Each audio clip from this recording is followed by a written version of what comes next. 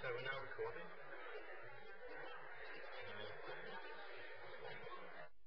Slide you're on. I will. Yeah. Just go to the next one. Just that. And then go to. Great. Thanks so much. All right, we carry on. So this will be captured from now on, I'm told. So we're just talking about Frank Lloyd Wright. So this is Wright in an essay called "The Art and Craft of the Machine," and this is important because he's actually putting down, recorded on paper and recording his attitude to technology. And what he's saying, there's a social issue embedded in here. He's saying, well, the beauty of the wood is quality as wood. That's its fundamental quality. And the treatment in this that technology allows, instead of forcing, wood carving is a forcing of the material, an insult to its finer possibilities. The machine, by its wonderful cutting, shaping, smoothing, made it possible to use without waste. So the poor as well as the rich may enjoy. So there's a social benefit here. He's saying this technology will actually liberate more people to enjoy the way that natural materials. That's part and parcel of the thesis. And that is important because it's important to contrast that. I would say, since we're in the UK, we have to contrast that, which I will do as we proceed during this afternoon, with the attitude in the UK. But first of all, I'll just contrast it with a quotation from William Morris. I mean, Wright's lecture is 1901, The Art and Craft of the Machine. And William Morris, in 1889, wrote to his friend Philip Webb, for whom he designed the Red House, and he was talking about steel and cast iron. He said, "As far as iron architecture, there never was and never could be such. Every improvement in the art of engineering made the use of iron more ugly, until at last they had that supreme expression of ugliness, the fourth bridge." Okay? So for Morris, and I will dwell on this a bit later, for Morris, and sort of part of the arts and crafts movement, technology was quite threatening. Okay, so in America, we see steel, and especially in relation to high rises, and in France, we see the development, France and Switzerland, the development of concrete, and reinforced concrete. So reinforced concrete is not, that's the conjunction of steel, and concrete has existed since the Roman times. Roman buildings have got these bricks on either side as sort of permanent formwork, and then they poured in pozzolana cement, which stabilized and made concrete. So concrete itself had existed, but reinforced concrete, that conjunction of the steel used for tension and concrete used for compression, opens up again another set of possibilities. This is a relatively early building by Perret. The Perret brothers were really the tip-top concrete engineering firm, brothers running a company. And briefly, Le Corbusier worked for Auguste Perret, the architect member of the triumvirate of brothers. And so he's very important in that way. But he was always rather more traditional than Le Corbusier. You see these sort of arch forms and sort of trabeation. Later on, in the 1950s, in Le Havre, he produces the most remarkable, I don't know how many of you have ever been to Le Havre, you just bypass it on the port. But if you go in, you see very, very extraordinary, now listed as a World Heritage Site, precast concrete city, entirely designed, the whole centre entirely designed by Auguste Perret when he was in his 80s. So that's the city of the 1950s, because Le Havre had been horribly bombed by Allies in the war.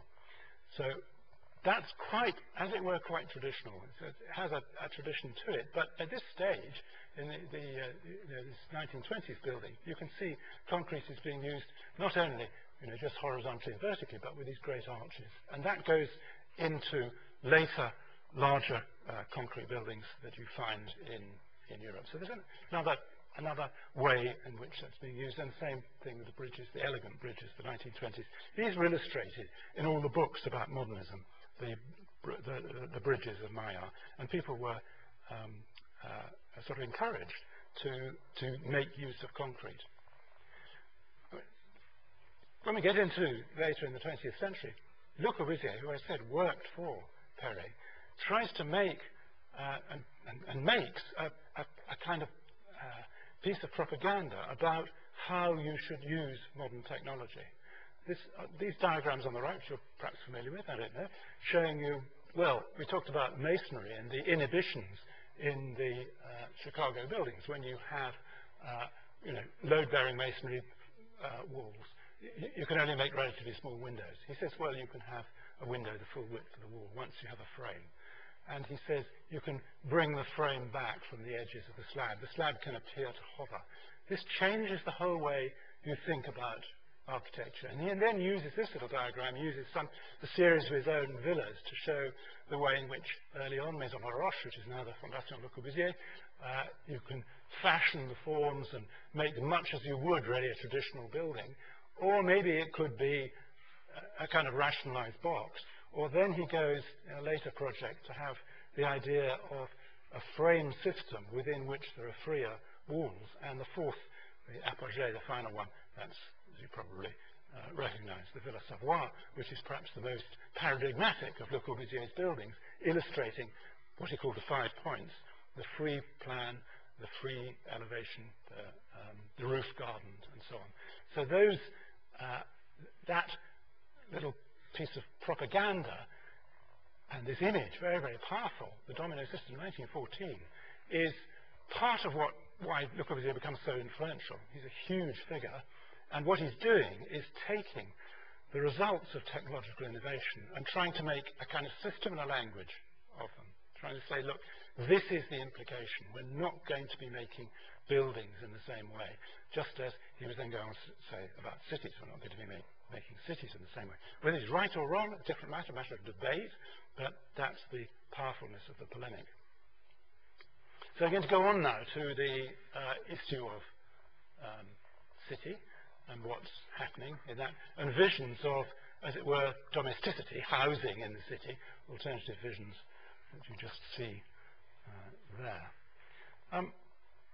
What had happened in the Industrial Revolution, which of course had hit Britain first, it was the first to encounter the Industrial Revolution, the product of science going into industry, was that the typology of the terraced house for cities, this method of building, which is peculiarly English. The English did not build flats. In Scotland you go and you see tenement flats and so on. In England on the whole not. It's the terrace house. And terrace houses had been built through from 17th, 18th century, and if you go to the Georgian squares in London or Dublin, or indeed the late 19th century buildings around here, just south of here, you see very beautiful typology of housing. But what had happened with industrialization, with people moving into cities, was massive development of houses, the restriction, very high densities, restriction of the green space, sometimes back-to-back dwellings, and this is the result of a Frenchman, Gustave Doré, visiting London and looking at the effect on the streets. No greenery in sight, people living on the street, open sewage, very polluted conditions because of all the belching chimneys, problems of tuberculosis, disease, and so on. This provokes social reactions. Marx's friend Engels writes The Condition of the Working Class in Manchester, but it also provokes architectural reactions. So what do you do about the problem of cities as they were, as they had developed? And the most influential person in terms of city planning is this man who goes by the wonderful name of Ebenezer Howard. So here is Ebenezer, and he invents this idea of the garden city, arguing that there is something that towns offer. They offer, a certain cohesiveness to the society and so on, but they've got some disbenefits, the foul air and so on. It's had some problems. And there's a problem with the country too. Lack of society, the things that the town offers. And there's, long hours to work, to walk to work and so on. No proper social organization. What if you were to invent something else? and this is his third magnet, it's called the three magnets: town, country, garden, city. What does garden city mean? It means it's an establishment of a ring of towns. There's a big town here, and there's a ring of little towns, about 30,000, 32,000 population, who live in a condition at quite low densities. They can grow their own vegetables. They have their own gardens. We're talking about 12 houses, 30 odd people to the acre, 12 houses to the acre. That became his rule. And surprisingly, he managed to build his vision. The first garden city was Letchworth, and garden cities grew up in the UK and were much admired, because this problem of overcrowding in cities and the back-to-back slums, the housing, the tenements and all that sort of stuff, this is not unique to England. It grew elsewhere. So people came to the UK, they looked at garden cities, and they were impressed. Here are two architects of garden cities. Often what happens to garden city is it got, as it were, diluted into the garden suburb, which means that it's an attachment to a city. So these two, Barry Parker and Raymond Unwin, are important people building New Earswick, Letchworth, Garden City, Hampstead Garden City. There had been ideal villages before. I mean, like Lever, you know, Port Sunlight. There had been people doing that before, and this, in a way, carries on that tradition of philanthropy. It provides cottages for the workers. Cottages because they're two-storey buildings, not three-storey. They've got ground around them. And the vision of them is, as it were, mock medieval. For people who are looking back at William Morris, that I just mentioned to you, who are suspicious of the machine and saying, actually, it's technology and machinery that's brought us all this terrible problem. We could be building with, you know, handcrafted materials and making cottages that people would be comfy and happy to live in, because they're very gentle and under, low density. Why are these people important? It's not just what they built, but also what they wrote, as often the case. And Barry Parker wrote an extraordinarily influential manifesto after the First World War called "Nothing Gained by Overcrowding." Nothing gained by overcrowding. In other words, persuading people that low densities were the way to go. That becomes enshrined, really, in housing policy. So that idea of low density housing of the new garden cities goes on to the next generation of new towns. So new towns become built, Hatfield or new towns mostly north of London, separating. And finally, new cities. Milton Keynes is really the last of those new ventures to be built at relatively low densities. That's at the end of the 20th century. So that dogma, the idea of nothing gained by overcrowding, was also a financial argument. Milton Keynes is halfway between London and Birmingham, where the farmland's not very good, the land values are quite low, and so it was cheaper, the argument was cheaper and more rational to build at low densities in Greenland than to build at high densities in cities. Okay. And the kind of way in which it was built is, I'll come back to this architect later, Bailey Scott, who's a contemporary of Parker and Unwin. You see these little watercolours, you see these decorative interiors, slightly mock medieval. This is a house in Cambridge. And a concern for orientation and for embedding the building in the landscape.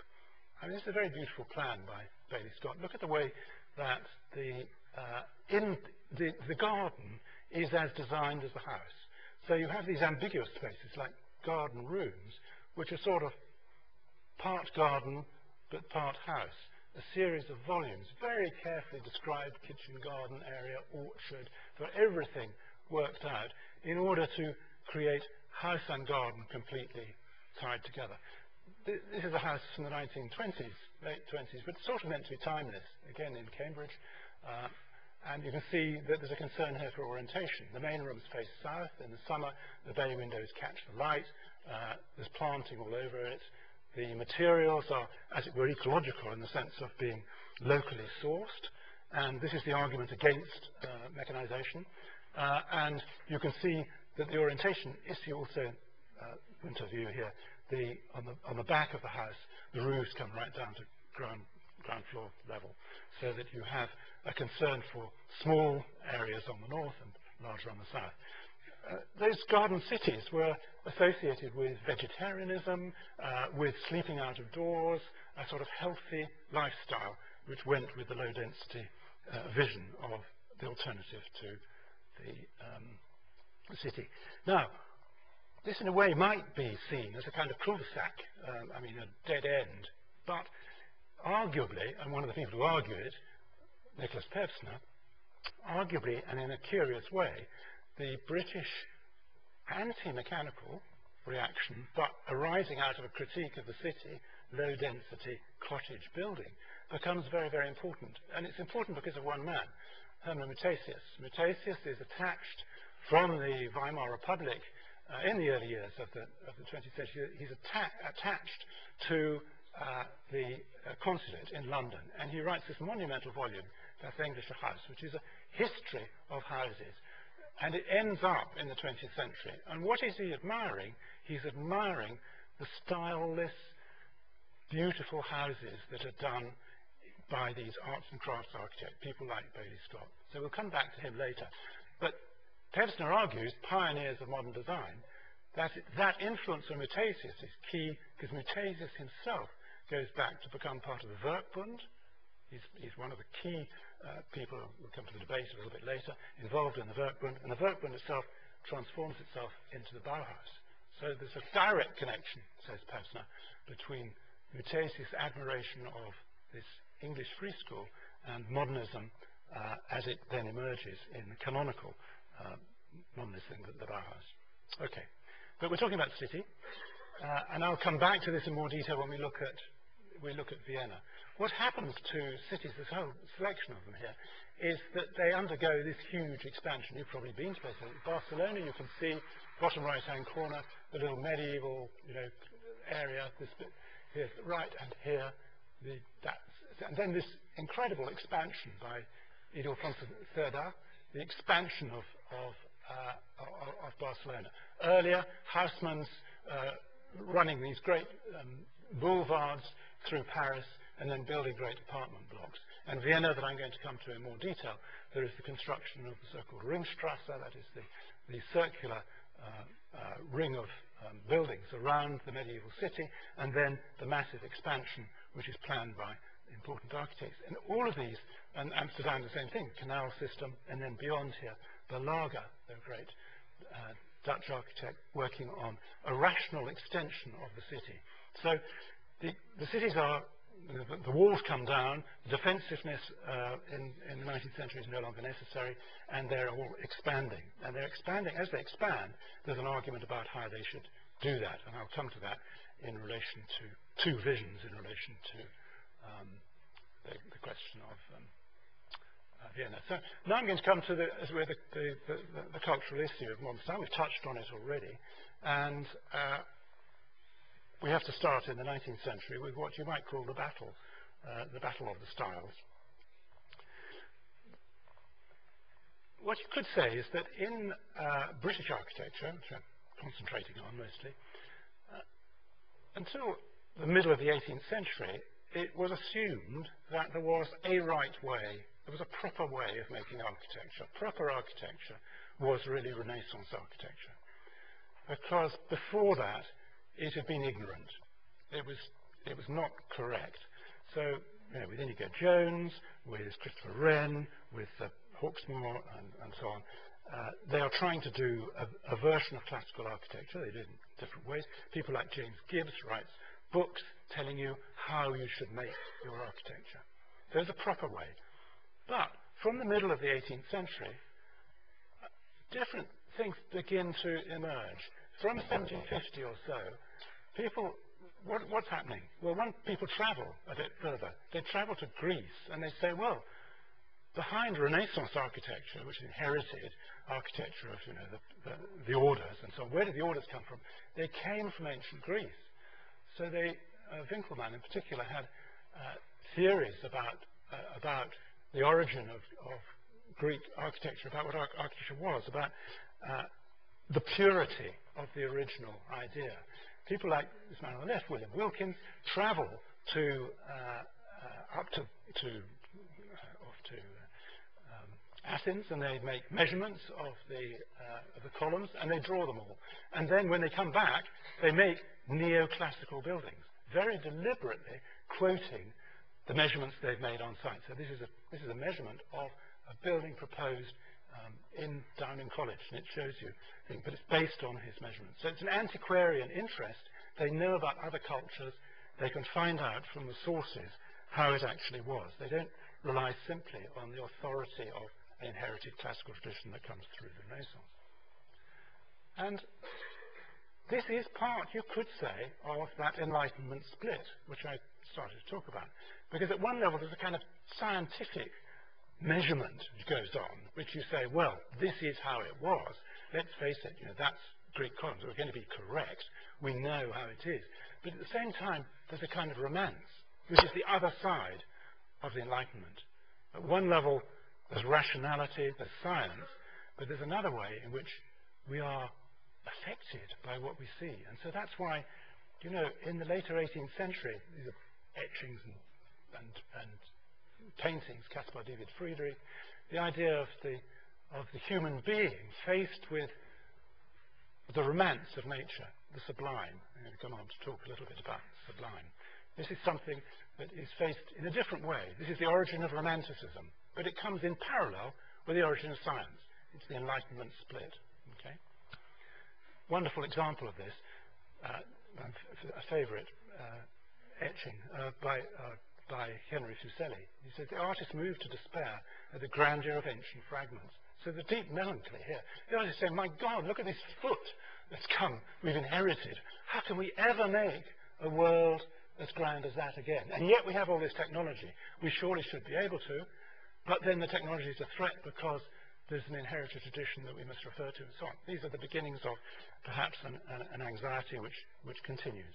So the other half of the neoclassicism is neo-Gothic. Why? Because this is a matter of association. You could decide to make a building, as Horace Walpole does. He's the son of the first Prime Minister in the UK, but he's a dilettante. He makes this little building, Strawberry Hill, for himself, which is a bit of a folly. It's a bit of a joke in the sense that he makes it because it amuses him. It's amusing. He can quote bits of the pendentives of a ceiling like this, or bits of tomb that are reproduced, but on quite a flippant, lightweight level, because it's decorative. It's quite amusing, and it refers to a Gothic past. The idea in the middle of the 18th century, this starts in some ways with, I've used the word folly, with garden ornaments. People have something which reminds you, appears in your garden, it reminds you of the ancient past. So style then can be used to summon up an association. And one way it does, this is as it were, beautiful. It's rather petite. And this building here by Beckford, he wrote a book. In fact, both of these wrote Gothic novels, Gothic stuff with a K. Walpole wrote a book called Castle of Otranto, and Beckford wrote a book called Vathek, which is more, it's darker, it's more romantic even. And Beckford's Fonthill, which collapsed, it was done by Geoffrey Whitefield, the architect, this tower collapsed dramatically some years after it was built, had extreme proportions and an extreme atmosphere. So it is imbued with that romance, extremely romantic idea.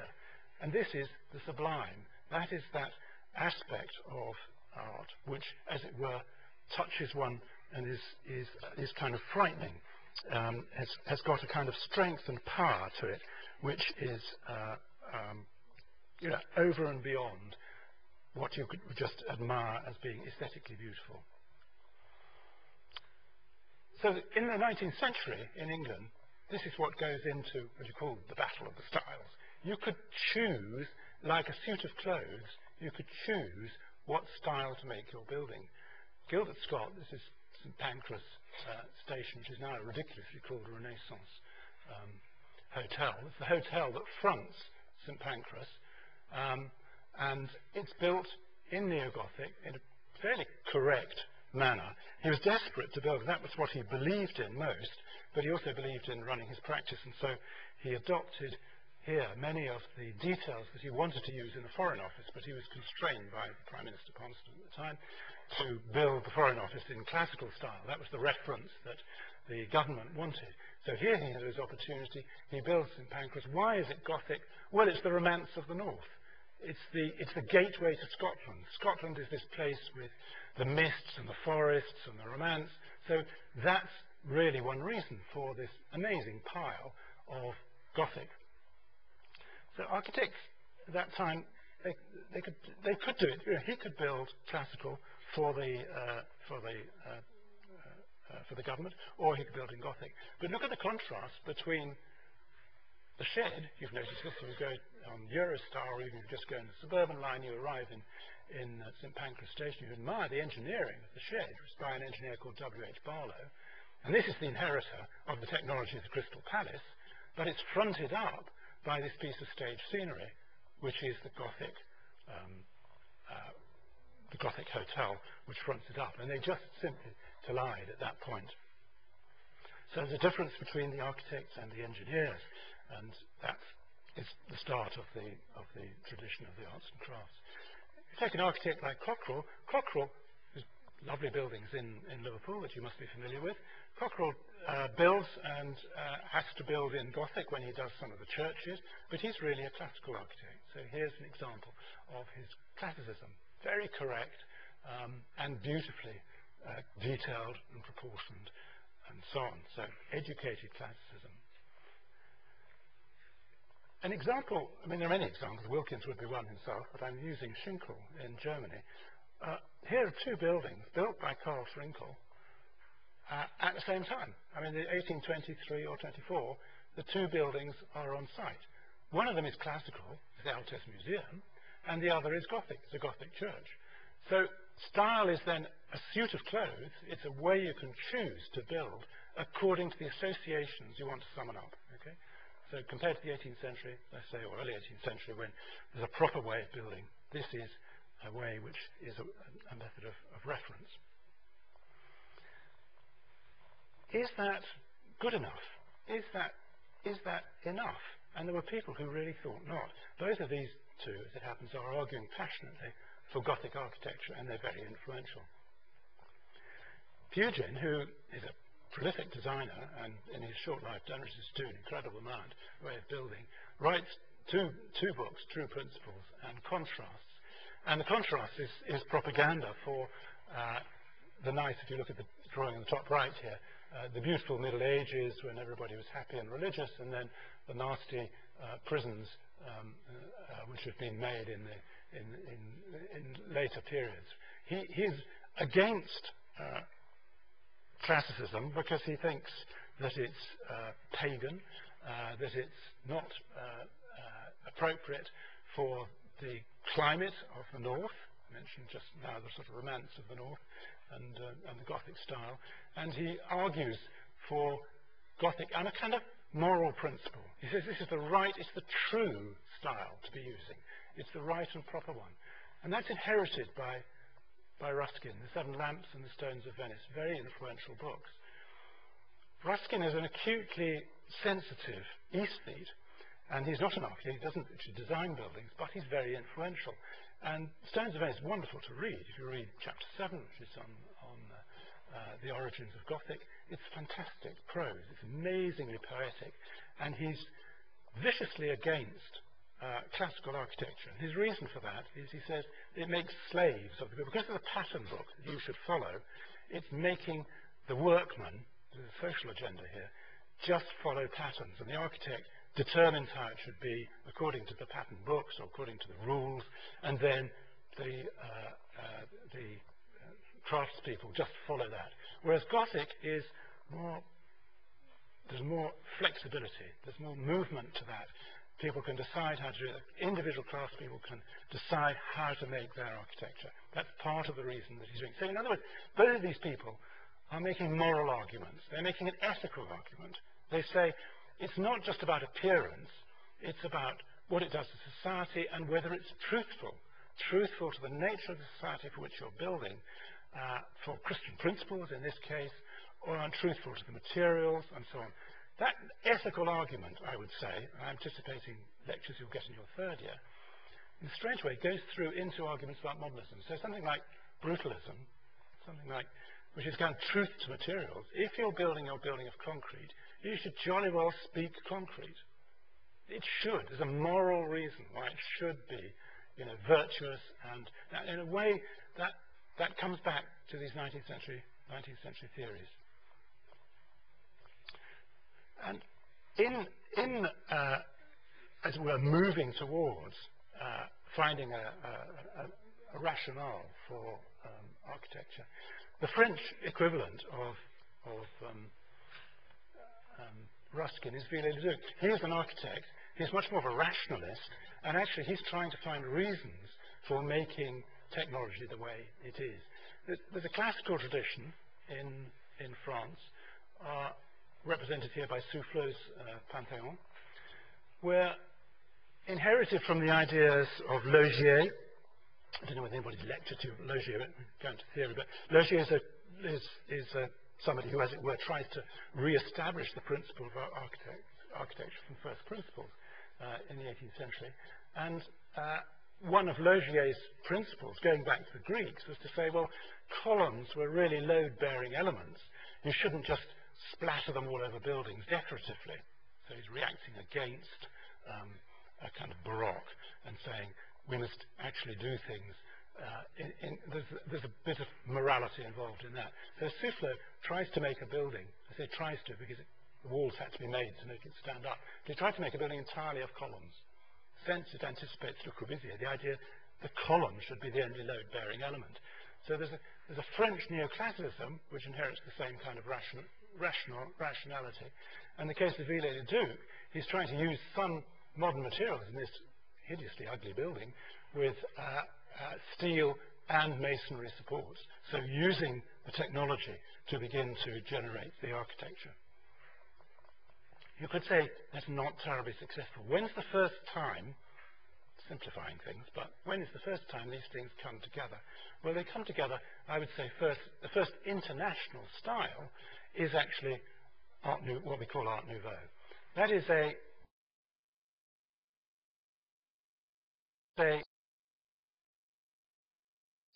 style which both finds its origin in art and sort of decoration and is associated with a certain degree of decadence. Here, etchings drawings by Aubrey Beardsley, semi-pornographic in some cases. I've censored the worst of them. But a sort of graphic sense of decoration and an absolute concentration on natural forms. You see the use of foliage and so on and there. So that's very important to Art Nouveau. The idea that nature would somehow come in to rescue the problems of modernity. But the nature would then also be entwined and connected to technology. So the great architect, somebody like Horta, wonderful architect, Belgian architect, he's making these buildings which are made of cast iron, they're made of the modern materials, but it's made decoratively. It's subsumed in an aesthetic which has got sort of tendrils like vines. It's got a sort of foliage which entangles the structure and a great deal of delicacy. It's also, I would say, very carefully attuned environmentally. I meant to say when we were talking about the Crystal Palace that, and this is also something that gets inherited by the 20th century, into the 20th century, that somebody like Paxton's Crystal Palace, I mean, it leaked quite a bit. It was an exhibition building. It leaked rather badly, and it had terrible problems of heat gain and heat loss. Those were environmental problems, but the technology was fantastic. It could be done very fast. And I would say that one of the problems with modernism often is it does inherit that modernism we're going through into the 20th century, that it inherits probably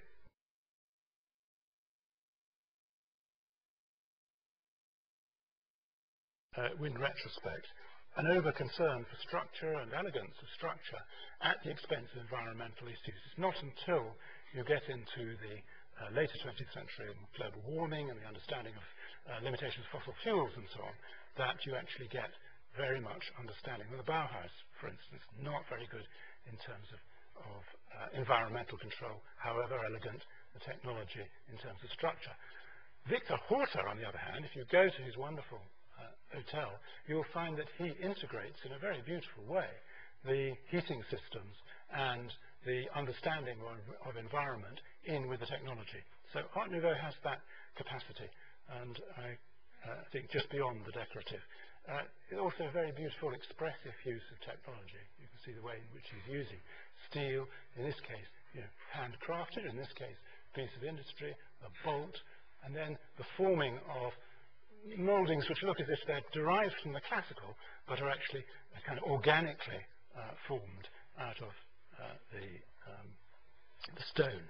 And in Paris, Hector Guimard, and you can see that furniture is designed in the same way as these famous metro stations. Or in the case of Gaudi in Barcelona, this is of course related to a kind of particular Catalan sensitivity, but you can see something of the same phenomenon. And I said I'd come back to Lily Sullivan at the Castle of Piri Scott. At the bottom of this building here, you can see that he's using decorative effects of Art Nouveau, the idea of foliage and so on, which somehow rescues, in a way, a little bit analogous, but not so extreme, of course, in the Garden City, which is actually rescuing urbanism by a massive reduction in density. In this case, the natural forms come as inheritor of traditional forms of classicism or Gothic, as nature combined with technology. And of course, the great exemplar of that in the UK, I would say, is Mackintosh, who can go from the level of decorative pieces, little tea rooms and decorations done with his wife and so on, through things like the Glasgow School of Art, now almost finished, I think, repair after its disastrous fire. So there's a little encapsulation here. We talked about Bailey Scott earlier, and I'm going to come back to Matthesius in a minute. There's a famous competition in which Mackintosh should really have won, but he was disqualified for technical reasons, and Bailey Scott won with this building on the right. Mackintosh's building has obviously got that abstraction and linear, very beautiful linear compositional quality, which is we associate really with Art Nouveau. Bailey Scott's looks much more sort of clunky and old-fashioned and arts and craftsy, but he had to be declared the winner. But, as I mentioned, that arts and crafts tradition becomes important because of Matthesius coming, admiring British housing and writing about the practitioners, like Bailey Scott, like Parker and Unwin, saying, this is the way we should build, and then starting to build model settlements outside German towns, not exactly garden cities, but certainly garden suburbs. And that is picking up on buildings such as this. I mean, this is a building that Hermann Matthesius admired, Edward Pryor, a rather interesting thing. This is a butterfly house, and so-called butterfly because it catches the orientation. I talked about the orientation of Bailey Scott, and you can see that Bailey Scott's building is also butterfly house. That's a plan which is designed to capture the sunshine when it faces around here with its orientation and so on is a key thing, and Edward Pryor's barn at Exmouth. Those are the kinds of buildings published by Matthesius and admired, and Matthesius then goes back and engages in a debate with, this is the origin of the Werkbund. There are two people involved. Here's Henri van der Velde. Van der Velde is really a kind of Art Nouveau architect. You can see here, have a look at this theatre building. This is all linear and with little bits of careful decoration and so on, and his furniture. And he is arguing for, as it were, a romantic position, a kind of relation to landscape and nature and so on. And actually Matthesius, who has studied British architecture, and you'd say, well, might be concerned for its qualities, its referential qualities in terms of the romance, actually much more scientific. He's much more rigorous. And he says, no, the butterfly plan is because it's logical in relation to orientation and so on. That's the reason. So they have an argument. Out of that argument, and Matthias more or less wins, I would say, comes the Bauhaus under Gropius. Though, of course, the Bauhaus itself, I hope somebody will be talking about the Bauhaus in your group. You will, very good. That goes through several phases. It begins in a highly romantic phase, and it's only later that it becomes rationalized in the way that we think of it more normally. So now, I'll just leave you with a bit of a question. I've sort of touched on rather more sort of fundamental issues about enlightenment. I will leave you with this bloke, Nietzsche. Now, he's an interesting character. And Nietzsche wrote, early in his life, he's a German philosopher, he wrote about the Greeks, and he contrasts between two types of art, represented by Apollo and represented by Dionysus. Apollo, the god. Apollo represents, you could say, cool rationality. Dionysus, also known as Bacchus, represents drunkenness. I mean, you take paintings, you could say Poussin's Et in Arcadia Ego is Apollonian in its nature. These figures are rather frozen, this mysterious way, which they consider the inscription on the tomb and so on. Here, this Titian has the figure of Bacchus, the god of wine, plunging through. So he says, well, there are these two aspects to art. You should say the romance and the classical. You could say, as it were, the intuitive and the wild against the rational and the logical, the cool. And how do we reconcile these issues? And you could say that's a root issue for architecture. I've mentioned the question of the sublime earlier. I talked about the contrast between Horace Walpole and Vathek, the novel, the extreme novel of Beckford and his extraordinary house. Here's Edmund Burke's idea of sublime. Burke, a very interesting philosopher. Whatever is fitted to excite ideas of pain and danger, whatever any sort is terrible, is a sense sublime. It's productive of the strongest emotions. And that idea is more powerful than those which enter on the part of pleasure, the beautiful. That's a powerful, powerful force. So maybe if you're concerned to be a great artist, you have to have some element of sublime. So here's the question, philosophically. Here are two of the moral dilemmas that the architects of the 20th century, modernism, had to face.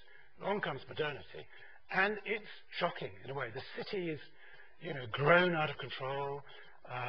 The technology is rushing ahead, and yet maybe we can just celebrate that, and it might be disturbing, but that would perhaps make great art. Or maybe we should resist it and be more dispassionate, logical, Apollonian. And I'm going to look at the city of Vienna in the second half of this lecture, when I've taken a swig of water and attached a computer which will play some music. We're going to look at the city of Vienna, which, as it were, exhibits this schizophrenia. It exhibits those extremes of rational thought and extreme, in some senses, psychological disturbance as an origin of modernism. Okay, so you can have just about 5 minutes. Time to do a pee, that's it. And then I'll start in. It's now, by my watch, it's 3 minutes past, and I shall start at 8 minutes past.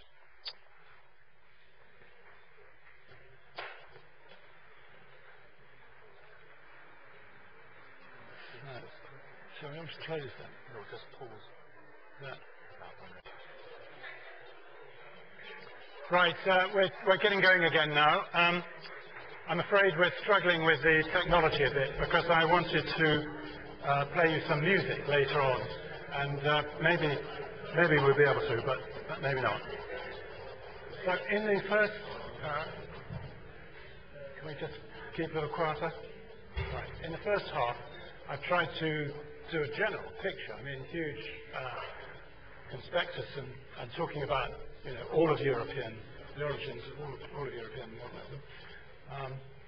But the idea of the second half is to concentrate on a particular city, and it's a city which I'm proposing is a paradigm, because it encapsulates in a small way, in a very close way. I think we've got this sound. I'm going to try and sound a bit better. Oops. it encapsulates the yes, need to activate it.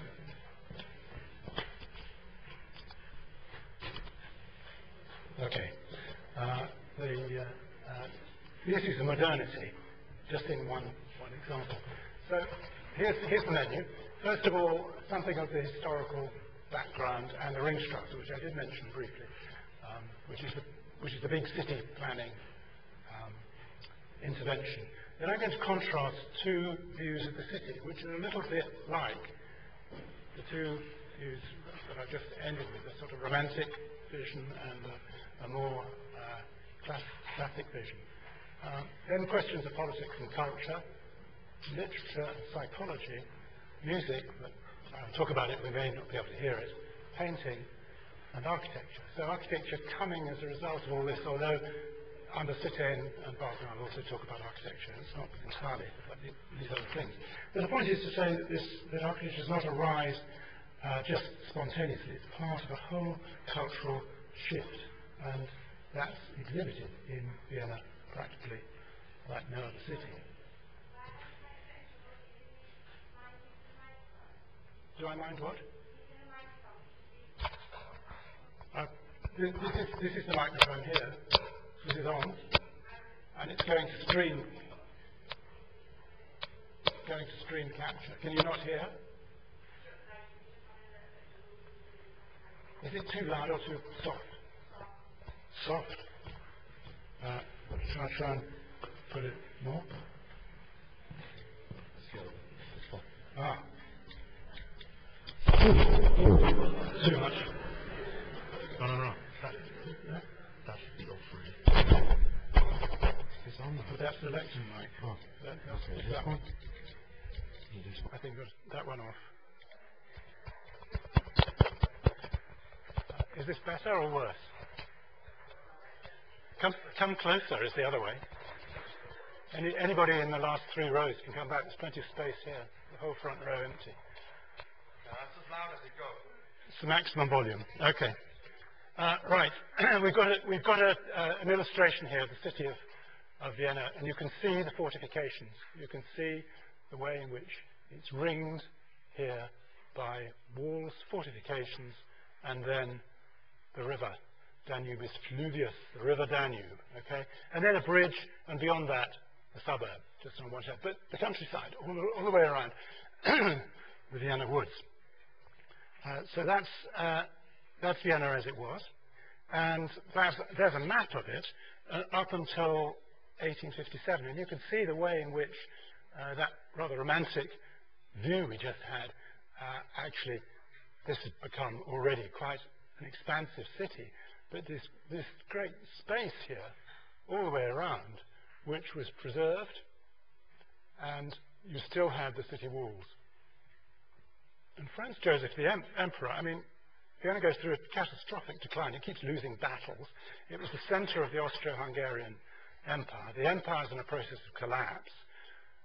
But Franz Joseph decides, well, we will break down the walls, we will expand the city, and we will build the Ringstrasse. We will build this, make this development. And that is an expansion plan, and it's done by an architect. The general plan is done by Otto Wagner, and he becomes the city architect. Otto Wagner. We're going to talk about him quite a bit. So you can see big expansion of the city. There are apartment buildings here, which mirror the multi-story buildings that you get in Vienna. These are wonderful urban artifacts. In the basement, the deep basement, you get wine cellars that everybody uses. Then you might get a restaurant in the first basement. Then you have a courtyard.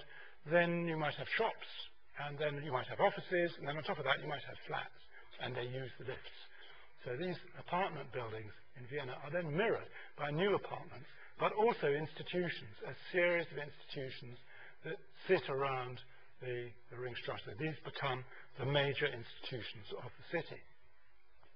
And here they are. So you have the university up here, you have the town hall, you have the theatre, you have the parliament of the nation, the national parliament, justice, a pair of museums, and so on, all the way around. We're going to later, this is a building by Otto Wagner, the main post office. We'll talk about that a little bit later.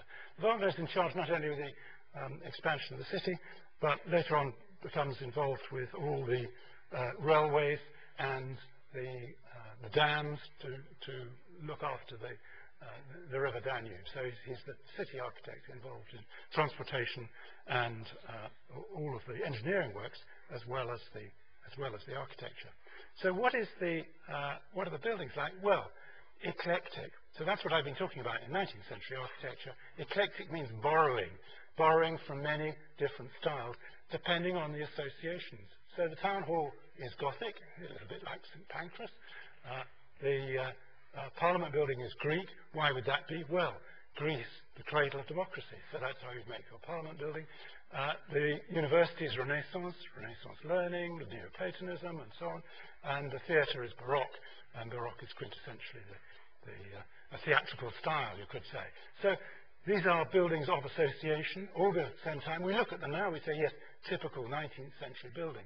We kind of can see that they are a suit of clothes adapted at a certain period of time to represent and to refer to what was actually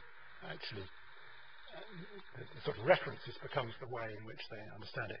I just want to go back onto this just to show you the kind of scale of this. I mean, this is a diagrammatic map, but you see there's a great big boulevard all the way around here.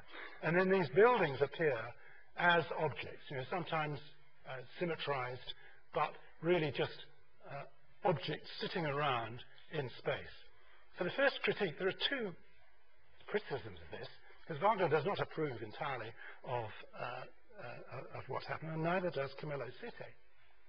So Camillo Sitte is an important and influential city planner, Italian name, Sitte, but S-I-T-T-E. So his critique is, he says, well, the trouble is, if you look at old cities, it's the spaces that they make, the squares, the courts, the enclosures, the piazza, in Italian word, that make memorable bits of city. And he studies a whole lot of different places. It's often Italian, Brescia here, Florence, Verona, San Gimignano, so places you may well have been, and that later on people analyze, as I shall mention. But what he says is that they're asymmetrical, they're highly particular, and the buildings sit and make coherent relationships with the spaces. And so then he looks again at the arrangement that's made of the Ringstrasse. And he says, well, we could make the roads much narrower. Here's the tram carrying on down here. We're going to quite narrow streets here. And we could then make a series of spaces in between these buildings which would become more memorable. And so these infill buildings that fashion spaces to make the city. So this is you could say it's picturesque. It's like making a picture of the city. It's saying, well, what would we like to see? How would we like to frame our building? How would we like to encounter buildings? He said, but that hasn't been thought about. These buildings have just been dumped around the Ringstrasse. And that idea, that way of thinking about cities goes on. So that idea started really by Camillo Sitte, goes into something like Edmund Bacon, Design of Cities, which is it's quite an influential book in the middle 20th century, or a relatively modern book here, Making People-Friendly Towns. This is by a man called Francis Tibbles, and one of his things, happens to be, I use this slide because it happens to have the figure ground of Cambridge here, which is a city of courtyards, and it's the spaces, the argument here he's making, what is people-friendly as well? It's towns with interesting silhouettes, or with busy street life going on, or maybe with memorable spaces, nameable spaces, even into the polemics of the 1970s, there's someone like Leon Krier, that's one of his criticisms of modernism, echoing somebody like Camillo Sitte. So already we have one criticism of town planning emerging in Vienna, and we have the alternative, which is the proposal for the expansion of Vienna beyond the Ringstrasse by Wagner. And you can see Wagner is the other way around. His is all about rationality and a rigorous arrangement of squares and blocks. So it's a little bit like, I showed you Thurdar's expansion of Barcelona, and perhaps also in Amsterdam, the same sort of pattern being used, where you have blocks of accommodation defining streets, and then every fourth block you get a square, and so on. So this looks, remarkably mechanical. And if you read what Wagner says, he says, well, cities in the 20th century, we must forget all the sentimentality, the argument against city, forget all these accidents, we must actually be rational, we must do things which are right for, property ownership, but also for circulation patterns and so on. The thing about Wagner, it's a little bit like Le Corbusier, where his urban proposals fill one with horror, but you go and visit a Le Corbusier building, you might be very moved. Wagner's a much more interesting architect than his urban proposals would suggest. So here's a proposal in the actual circumstance, and it's a little bit like Camillo Sette in a way. It's a highly carefully manipulated building, carefully making the building fit into the context and making a space even marked by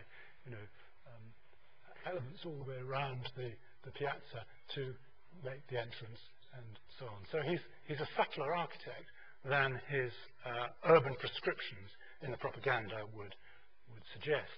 And I think just briefly, because I will come back to Wagner, particularly in his use of materials towards the end, but just quickly to run through his trajectory. He begins with projects of this kind. I mean, 1890s, he's making basically neoclassical buildings. One that is a project for Berlin, doesn't actually get built. Wonderful sets of drawings, a fantastic draftsman, or at least he has assistants who do excellent drawings, really beautiful. But it's fairly straightforwardly neoclassical, you could say. He then develops, towards the end of the 1890s, around the Ringstrasse, a series of apartment buildings. And these are using sort of faience and terracotta and decorative elements. And so now we're into the world, you could say, of Art Nouveau. Look here at the foliage, the way the foliage is growing up here. You can see the patterning here, very similar etchings of drawings of Aubrey Beardsley. These kind of, the way in which nature comes in to, as it were, rescue and become a language which is not referential, not referring either to classicism or Gothic architecture, but becomes a decorative arrangement which would allow you to become modern. So that is in the 1890s. And what's more, to turn the corner in a rather elegant way, and again, this process of having a lighter facade on the bottom. In this case, actually, the facade is sitting in front of the masonry, so it's fairly straightforward technically, but a lighter metal facade sits in front of the masonry. So I've mentioned that the Postal Savings Bank, this is perhaps one of his most famous buildings, and I'll come back to the detail of this a little bit later. This is a little bit later again, so it has that kind of something of the decorative quality, but what is the decoration in this case? The foliage has disappeared. There's a little bit of perhaps classical element on the very top, but the decorative component is on this rather spotty drawing. It's these dots, and those spots are the fixings for the stone. So the stone fixings become, as it were, a piece of decoration on the facade. And then towards the end of his career, now into the 20th century, you can see this really quite abstracted apartment block. So he's moving stylistically towards a certain type of modernism. Okay, so there's something about the city and about a significant architect who gets involved in it. But what about the actual sort of cultural context within which this is happening? I've mentioned the kind of collapse of empire, and often that is the case, is when stable political systems come under threat, in a way architecture is used somehow to counter that and to suggest an alternative future. Another good example, the big Lutyens Cathedral, never completed here, the Roman Catholic Cathedral. Lutyens, of course, built New Delhi, the imperial capital of British India, and of course no sooner was it completed than India actually gained its independence, partition India, Pakistan. So that condition where architecture comes at a time of deep uncertainties is perhaps one of the conditions of modernism that Vienna somehow illustrates. Here are some of the mixture of nationalities that inhabit Vienna. Vienna is at the boundary between East and West, between areas. You go to Vienna, you find yourself, it's right on the edge of Austria, you're into the edge of Czechoslovakia and Hungary and so on. The nationalities moving into Vienna, German obviously, and Austrian themselves, of course, Czech and Croatian, Bohemian, or even Slovak, Czechoslovak, Turkish, and Greek. Macedonian, Italian, Macedonia itself means a fruit salad, Macedonia in Italian. Macedonia itself a very mixed nation, Romanian and Jewish, quite a large Jewish population, but accompanying that anti-Semitism. A lot of people, these figures on the bottom are all politicians of various types. I won't go into in detail, but some of them very articulate, but arguments left and right, anti-capitalist in some cases, anti-socialist in others. So people arguing for a kind of social position, people arguing for a way of alternative ways of structuring society, anti-Catholic in some cases, and many of them anti-liberal and anti-Habsburg, which is the ruling nation, the ruling party, the ruling authority. And running along with that is an extraordinary cafe culture. It's funny actually, the formatting of this, which is beautifully formatted on my Macintosh, but at least, anyway, excuse this, the way this is running out. You can still read this, I'm glad to say. But as it were, going against the official arguments and the politics and the newspapers and so on, arises a cafe culture, a group of artists and intellectuals who meet separately, and a magazine, a very influential magazine among this intelligentsia, run by a man called Karl Kraus. So this appears in a whole number of it gets to, I think, 98 volumes are published, and it's highly critical and intelligent and cynical about what's going on. He's quite a iconoclast, and one of the people who contributes to this and then also writes his own work, and you will know this essay perhaps, Ornament and Crime, which is one that's often quoted, and I'm going to come back to his buildings later, Adolf Loos. Adolf Loos has contributed to this journal. What are they trying to do? They're trying to clear away all this complication and to try and distinguish what is, as it were, truthful and one needs to worry about, and what is ordinary, what is everyday. This is a kind of problem for architecture, but it's a problem at another level, and hence the quotation here from Karl Kraus. All that Loos and I have done, he literally, I verbally, in other words, he's doing the writing. Loos is also writing, but Loos also demonstrates by his building. There is a difference between an urn and a chamber pot. What is the difference between something which is sacred, which we hold in some, in some degree of where we honor it in some way, and something that is ordinary? In fact, Loos has a famous quotation in which he talks about walking through a wood and coming upon a mound which you realize is a tomb, and then you realize that you are in the face of architecture. Whereas Loos felt that a lot of architecture would be just building. A lot of things, it would be ordinary. And so you wouldn't make a fuss about it. I mean, things as ordinary as a chamber pot. There's a difference between a chamber pot and an urn. So that is the phrase that Kraus is referring to. So I'm pressing the wrong button there. Okay. And coming along with that is a very important individual who's the son of a wealthy industrialist, one of the very richest people in Vienna. He's part of the Wittgenstein family. Ludwig Wittgenstein, the philosopher. And Wittgenstein is involved in two major works. They're both here. He writes a whole lot of other things, and there's the Blue and the Brown books and various other works. But the famous two books, this one published posthumously, are the Tractatus and the Philosophical Investigations.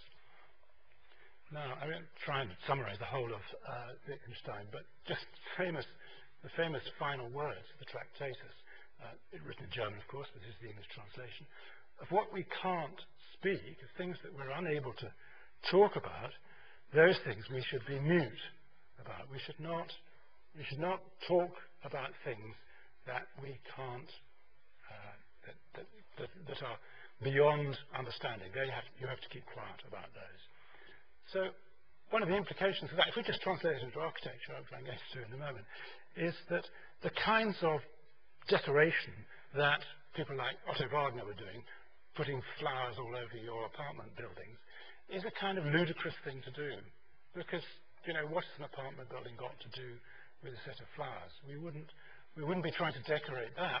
But if it was a church or something like that, maybe that's a time where it can be celebrated. Another of Wittgenstein's famous statements in a late set which was published after his death, he says all architecture celebrates something. Where there is nothing to celebrate, there can be no architecture. And Wittgenstein actually designed two houses. He designed one house for his sister with a pupil of Adolf Loos, so I'll come to that. And he designed another one which he meditated in, which was a sort of a hut in Norway. So he knew a little bit about what he was talking about, and he found architecture difficult. There's a nice moment in which he says, if you think philosophy is difficult, you should try architecture. So that gives us all hope. Also in the same city is Sigmund Freud, a Jew and subject to a certain amount of persecution, and hugely important for 20th century thinking. Now people tend to be rather dismissive, say, oh, well, things have moved on, Freud's not important. But I would say that his thinking, the sort of way that he introduced, or perhaps let us say emphasized, carries on at a subliminal level throughout much of what goes on in the 20th and through into the 21st century. Freud basically believed that there was a kind of range which I will compare. In fact, he's influenced by Nietzsche. There is a range of human conditions which go from the most basic and primal and unconstrained, which he called the id, through to a kind of force, which might be a social force, a constraint on one's behavior, which he calls the superego. And in the middle is the ego. So these are Latin words. Ego meaning myself, a person. So a person, we are constrained by society not to go around murdering people, for instance. We just won't do it. Why? There are rules about it, but we feel we shouldn't. This is a moral conviction that we have. But then underneath us, we have this urge. We have these creative instincts. We want to get drunk and rush around like Bacchus. That's the id. So in Freud's psychology, there is that distinction between, as it were, the extreme romantic, the extreme expressionist, and the dispassionate, rational, Apollonian side. And in the middle, we are ourselves. Freud mostly wrote about sexuality. He believed, for instance, the Oedipus complex, he's very famous for. He believes that every small boy secretly wants to sleep with his mother, murder his father. That's, of course, what Oedipus did. That's why he called it the Oedipus complex. So, those kinds of ideas are going on. Freud's not the only person. He has pupils, and there are other people who are contemporaries of his who have similar kinds of notions. One of his pupils is Carl Jung, a rather different character, but also trained under Freud in Vienna. Jung has very strong feelings about archetypes, archetypal forms. The sea, for instance, an archetype. The idea of a tower, what does that mean? For Freud, a tower is always a phallic symbol. For Jung, it's an archetypal form. Jung also invents the terminologies which we then continue to use in terms of distinguishing distinguishing people's character. And Adler is a third one who's more concerned with the power. Lost my mind. I'm going to just look it up because it annoys me. The Jung phrase, which is very well known to you. Yes, extrovert and introvert. Okay. So we all talk about extroverts and introverts. That's the distinction that Jung actually made. So I'm referring here to a text. You will get word essays of these, which are highly compressed, but I've got all the footnotes, as it were, to these talks, which I give just extemporary, talking to slides. But the essays will be delivered to you by the magic of technology, so you can refer to that. Okay, so here's Freud in this city, and here's the city of music. Now, you might think of, if you think of Venice and music, you might think of Johann Strauss and Tales from the Vienna Woods and the Blue Danube and, famous waltzes. And there is a whole tradition of light music in Venice, which is sort of frivolous and goes to, Leha is doing these lightweight. This is kind of the pop music of the 19th century, the turn of the century. And it's tremendously enjoyable. You can sing it along. If you played a bit of Franz Lehár, you probably recognize the tune. It's very hummable. And, of course, the waltzes and cafe music of Vienna, well known, goes with the cream cakes and so on. Operetta, light opera.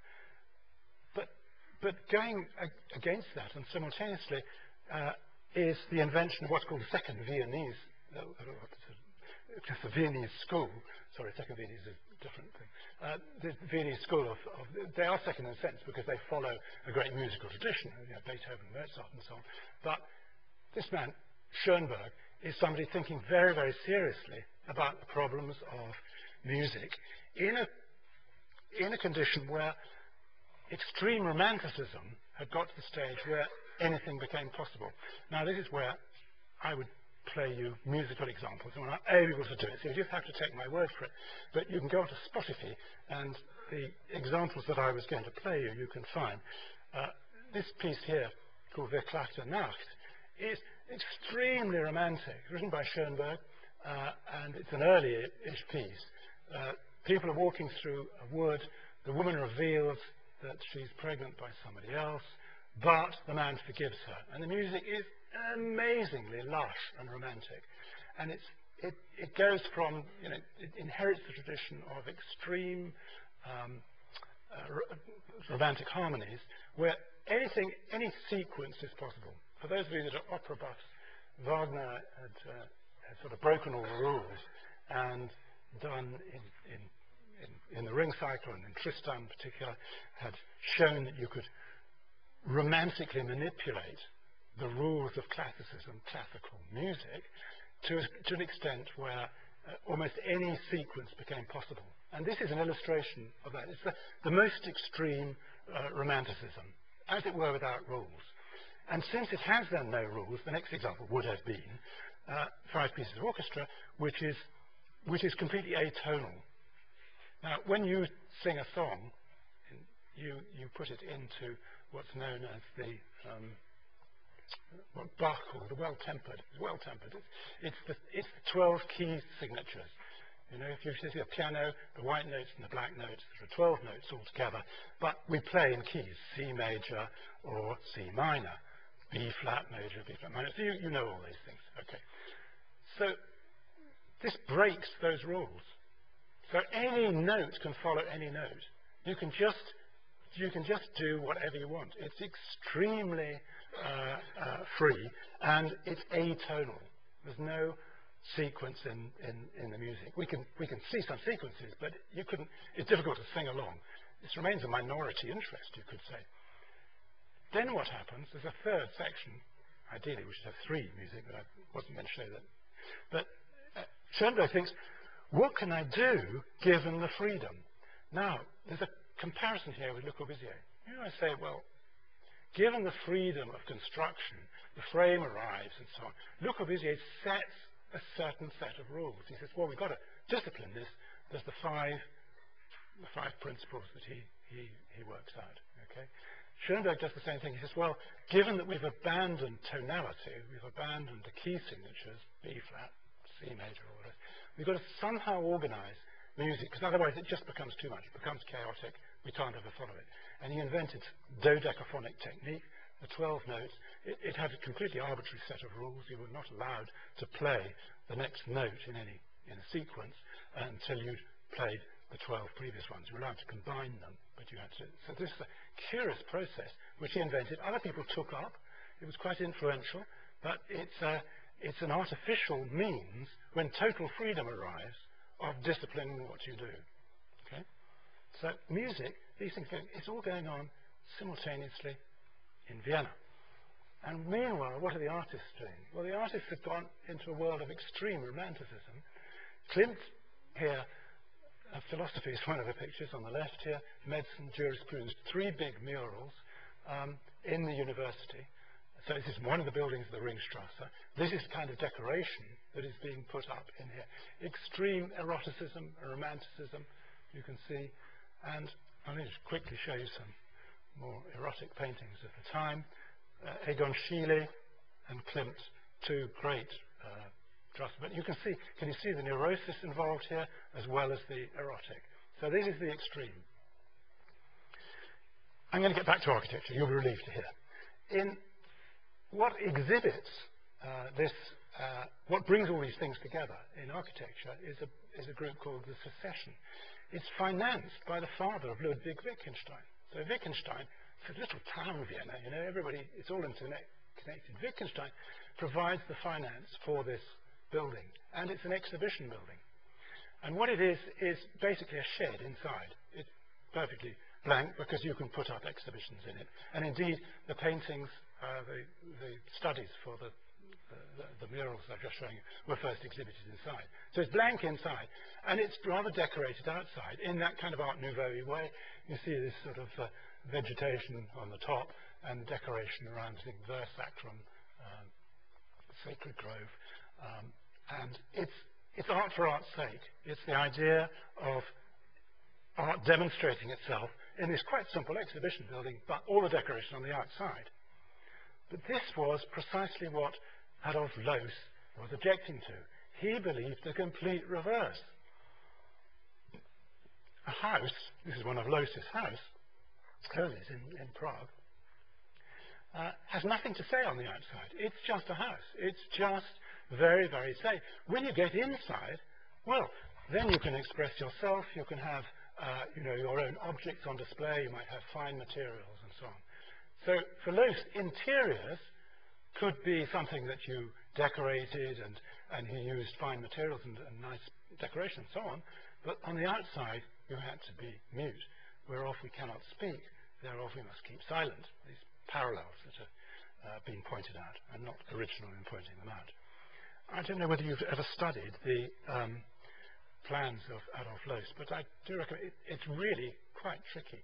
Try and work your way around this house, because what he did was a kind of 3-dimensional geometry. Unlike Le Corbusier, who sliced his houses up in layers, and you sometimes get double heights or maybe even triple heights, but you have these floor plans. In the case of Loos, everything's on little half and quarter levels. So if I just take you in the entrance here, you come in here, Italian, through, up here, you leave your coat here, there's a loo, you come up here, you're coming up there, you come up this point here, you can go back up into a little sitting space or the studio, or you carry on into the music room, or you go up another 4 steps into the dining room, which is, of course, 4 steps above the music room, and then the kitchen is on that same level there, and then this goes on up. So these little quarter levels, quarter landings, what does that do? It sets up a series of conditions, for instance, as it were theatrically, between here and here. This is open. You can see down into that. It sets up a series of asymmetries within the house. Very, very subtle, and I mean, a nice critic, Beatrice Colomina, has written good essays about this. You can read to tell you in detail about the composition. So the interior, very particular, and then decorated. Outside, there's none of the conditions of modernism. None of the windows approach the corners. It's just windows in walls. It's very, very mute. It's not that he didn't know he could do that, but he didn't think he should. Keep mute. He was criticised for that muteness. Here, he was made to put the window boxes on this building, the so-called Loos building for Goldman Sachs in Vienna. And the bottom part, which is the shops, are decorated because he's used fine material. He felt that was appropriate. He could do that. But the apartment buildings, absolutely plain. No mouldings, certainly no foliage in an Art Nouveau way. And, as I say, the window boxes he was forced to add them by the city authority. They were too shocked by its abstraction and its modernism. So that's the interiors on the left and detail of some of the use of material. Loos is a very complicated and interesting character. If you read his Ornament and Crime, it's an extraordinary. It is partly ironic. It suggests that decoration is deeply suspicion. He associates. He says, well, really only criminals are decorated. They get sort of stamped with the little signs that they're criminals. There's something wrong about doing it. The Chicago Tower, though, he's proposing this mammoth Doric column. So he uses classicism. You'll see the Doric columns used in the ground. But here, there's an irony in that building, I would say. That competition, of course, not built. Let's contrast that now with Wagner. I've mentioned about the decoration. This is a very beautiful, wonderful building by Wagner. I said he was in charge of the city waterworks. This is a Dan building. This is the lockkeeper's house. I mentioned the bolts in the post office building. Here are the bolts holding bits of granite. There they hold little bits of travertine. Up above, you've got some tiles with obviously an iconography of water.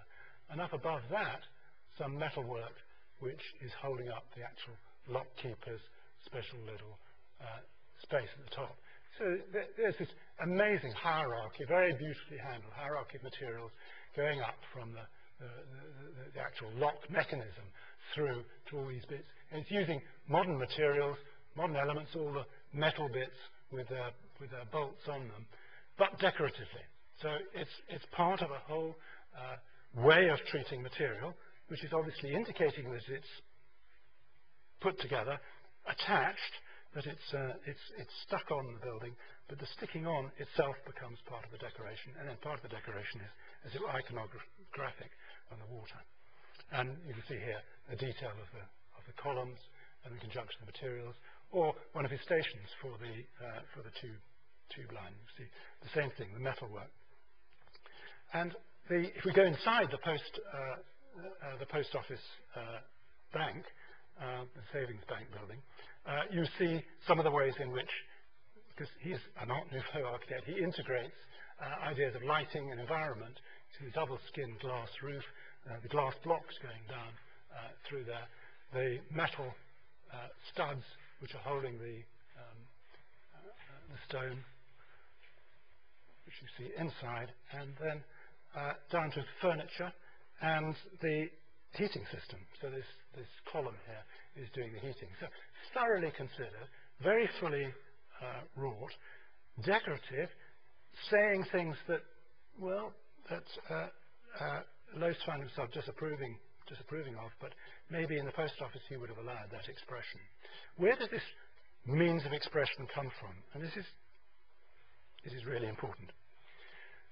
There's an alternative tradition which the architecture of Vienna hooks into, an alternative to that tradition that I mentioned in the first part of this first hour of this lecture.